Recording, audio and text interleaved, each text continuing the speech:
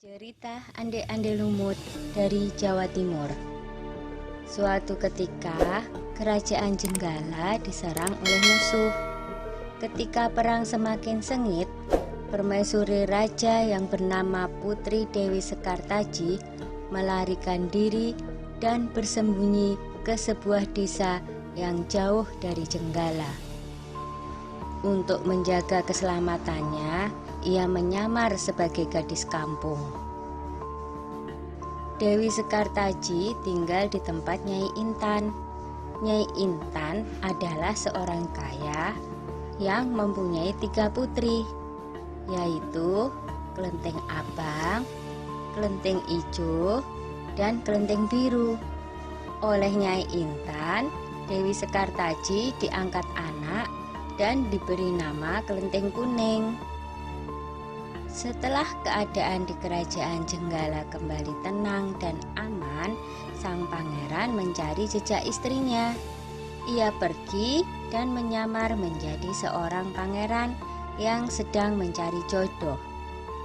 Panji Asmarabangun menyamar dengan nama Ande-Ande Lumut, lalu membuat sayembara. Dalam waktu singkat, berita sayembara itu tersebar jauh hingga ke desa si Kelenteng Kuning. Kelenteng Abang, Ijo, dan Biru mendengar kabar sayembara itu. Mereka sangat senang dan ingin mengikuti sayembara itu. Kita harus berhias agar terlihat cantik dan memikat sang pangeran, kata Kelenteng Abang. Benar sekali, kita akan memakai pakaian dan perhiasan yang paling bagus, kata Kelenteng Ijo. Hai Kelenteng Kuning, kamu tidak usah ikut sayembara ini, karena kamu tidak pantas mendapatkan pangeran. Lebih baik kamu mencuci baju di sungai, perintah Kelenteng Abang sinis. Ketika Kelenteng Kuning sedang mencuci di sungai, tiba-tiba seekor burung bango datang menghampirinya. Anehnya, burung itu bisa berbicara dan kedua kakinya menggenggam sebuah cambuk. Wahai Tuan Putri, pergilah ke desa Dadapan mengikuti sayembara itu. Di sana Tuan Putri akan bertemu dengan Panji Asmarabangun. Bawalah cambuk ini, siapa tahu nanti dibutuhkan, ujar sang bango sambil meletakkan cambuk itu di atas batu. Burung bango itu lalu terbang ke angkasa dan menghilang sebelum Kelenteng Kuning menjawabnya. Kemudian Kelenteng Kuning kembali ke rumah dan berangkat menuju desa Dadapan. Sementara itu, di tepi sungai Bengawan Solo, ketiga saudara dan ibu angkatnya bingung karena harus menyeberangi sungai, tetapi tidak ada perahu. Bagaimana cara kita menyeberang, Bu? Tanya Kelenteng Ijo dan saudarinya. Lalu mereka melihat seekor kepiting raksasa. Kepiting itu adalah Yuyu Kangkang, utusan Ande-Ande Lumut.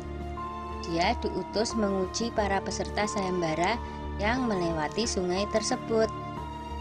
Hai kepiting raksasa, maukah kau membantu kami menyeberang sungai? Pinta Kelenteng Abang. Yuyu Kangkang tertawa lebar. Hahaha, aku akan membantu kalian, tapi ada syaratnya, kata dia.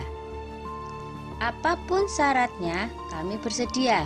Yang penting kami bisa menyeberang, jawab Kelenteng Abang. Kalian harus menciumku, kata Yuyu Kangkang. Dan mereka pun bersedia memenuhi syarat si Yuyu Kangkang. Kelenteng Kuning tiba di pinggir sungai. Yuyu Kangkang mengajukan syarat yang sama, tetapi Kelenteng Kuning menolak. Dia tak ingin mengkhianati suaminya. Berkali-kali Kelenteng Kuning memohon, tetapi Yuyu Kangkang tetap menolak. Akhirnya Kelenteng Kuning memukulkan cambuknya ke sungai, dan seketika itu air sungai Bengawan Solo surut. Melihat itu, Yuyu Kangkang ketakutan dan segera menyeberangkan Kelenteng Kuning, bahkan mengantarnya sampai ke desa Dadapan. Sayembara pun dimulai. Secara bergiliran, Kelenteng Abang dan adik-adiknya menunjukkan kecantikan mereka di hadapan Ande-Ande Lumut. Namun, tak tak seorang pun di antara mereka yang dipilih oleh Ande-Ande Lumut. Ampun pangeran, hamba mohon, terimalah salah satu putri hamba, iba Nyai Intan. Ande-Ande Lumut menjawab, wahai Nyai Intan, ketahuilah, aku tidak bisa memilih seorang pun dari putrimu, karena mereka telah mencium si Yuyu Kangkang. Sambil menunjuk kelenteng kuning, pangeran melanjutkan, aku memilih gadis ini karena dia telah lulus ujian, tidak mau mencium si Yuyu Kangkang. Nyai Intan dan ketiga putrinya baru sadar bahwa mereka ditolak oleh Ande-Ande Lumut karena tidak lulus ujian.